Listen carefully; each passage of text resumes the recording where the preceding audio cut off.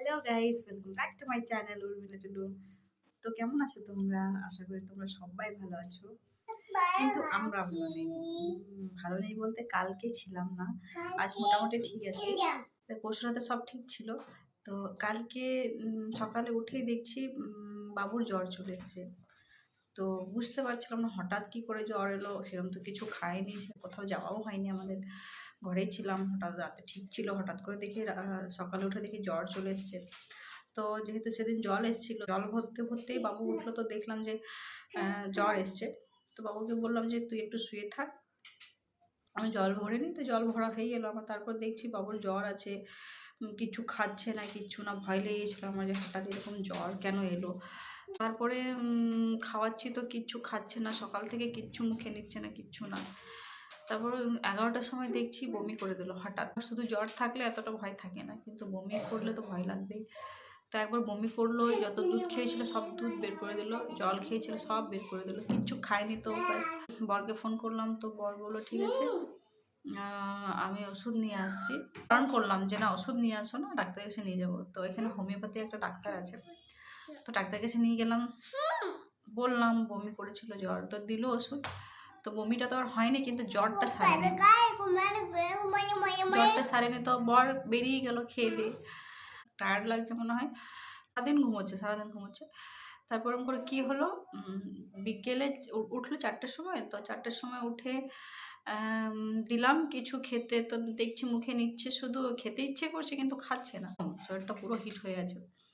কী করলাম, না কিছু নয়, বর তো চলে গেছিলো। দিয়ে বরকে ফোন করে বললাম তুমি যখন আসবে প্যারাসিটামল ওষুধটা নিয়ে আসবো। বললো ঠিক আছে নিয়ে আসবো। ভয় লেগে গেছিলো, এত জ্বর হঠাৎ করে। তারপর দেখছি সন্ধেবেলায় বর এলো মোটামুটি 6:45টায়, তো ওষুধ নিয়ে এলো। ওষুধটা খাইয়ে দিলাম, খাইয়ে দিয়ে একটু পরে দেখলাম না জ্বরটা কমছে, জ্বরটা কমলো।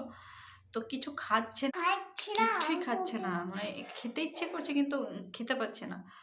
তো বাস ওরম করে একটা লেস খেলো, লেসটা খেয়ে পরে ঘুমিয়ে গেল।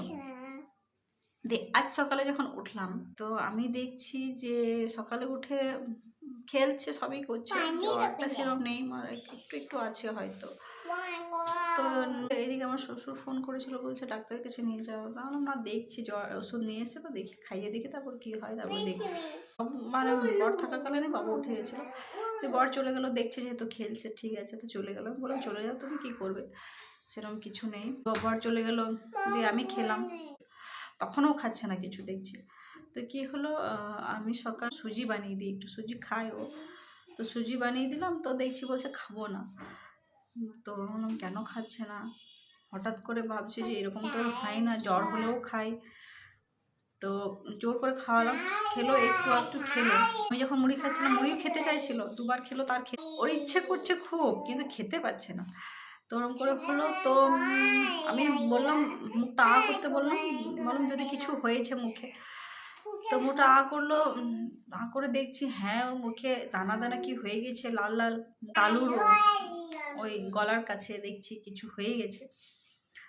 তো তারপরে ভাবলাম যে না, মনে হয় এই জন্যই খাচ্ছে না। দিয়ে বরকে বললাম যে এরকম এরকম হয়েছে। তো বর বললো মনে হয় বমি করেছে, তাই জন্য এরকম হচ্ছে। বললাম ঠিক আছে, হয়তো তাই হয়েছে। বলছে দেখো কিছুক্ষণ, তারপর যদি না কমে তারপর ডাক্তারের কাছে দেখাবো। তো আমি কি করলাম জানো, এই যে সোশ্যাল মিডিয়া, এই যে ইউটিউব, আমি ইউটিউব গিয়ে সার্চ করলাম যে এরকম হলে কেন হয় এটা, তারপর কি কারণে হয়, এর কি মানে উপায় আছে, ওষুধ আছে কি না, কি ওষুধ আছে, ঘরোয়া কি ওষুধের পদ্ধতি, হ্যান্ড ফুড মাউথ ডিজিজ, এরকম কিছু একটা নাম দিয়েছে, ঠিক আছে, হ্যান্ড ফুড মাউথ ডিজিজ। তো এটাতে বলছে ভয় পাওয়ার কিছু নেই, এটা মানে খুবই ছোট একটা ভাইরাসের মতো বটে। খেলাধুলা করার সাথে কোনো মেয়ে যদি থাকে, কোনো বাচ্চা যদি থাকে, কিংবা হাত মানে পরিষ্কার পরিচ্ছন্ন থাকতে হবে। হাত বাচ্চারা তো জানোই খেলা করে আর হাত এসে ধুতে চায় না, জোর করে ধোয়াতে হয়।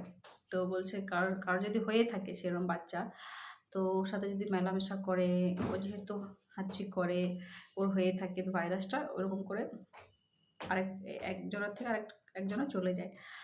তো সেরম তো আমার বাবু কারোর কাছে যায় না, আমার এখানে তো কেউ নেই, 1-2 বাচ্চাই আছে যার কাছে থাকে। সেদিন হয়তো খেলেছিল একটা বাচ্চার সাথে এখানে, তো হতে পারে ওর কাছ থেকে, কিন্তু ওর তো ছিল না।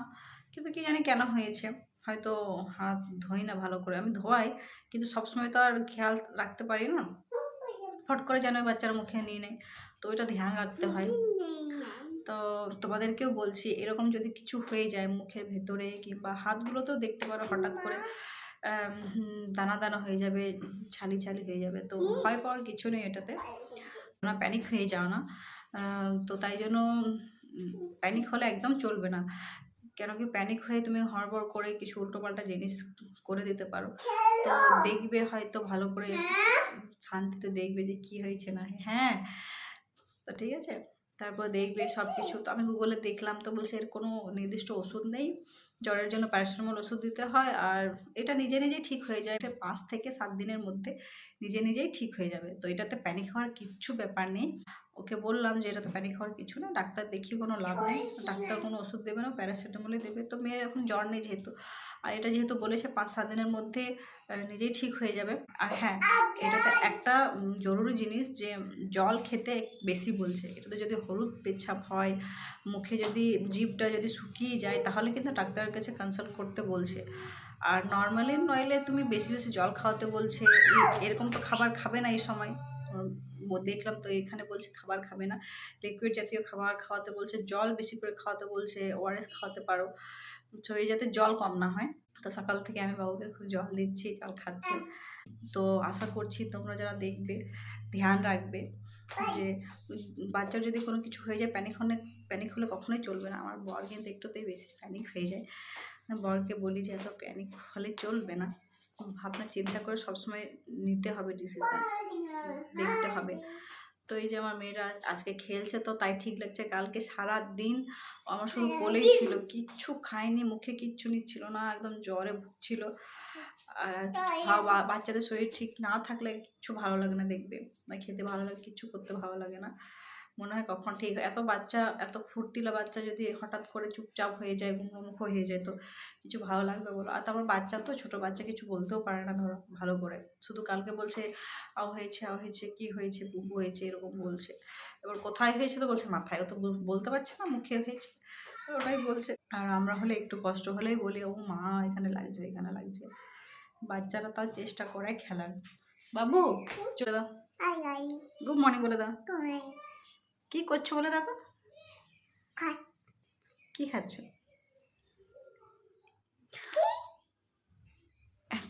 তোমার শরীর ঠিক আছে? ঠিক আছে। কি হয়েছে তোমার? কি হয়েছে শোনা বলে দাও তো,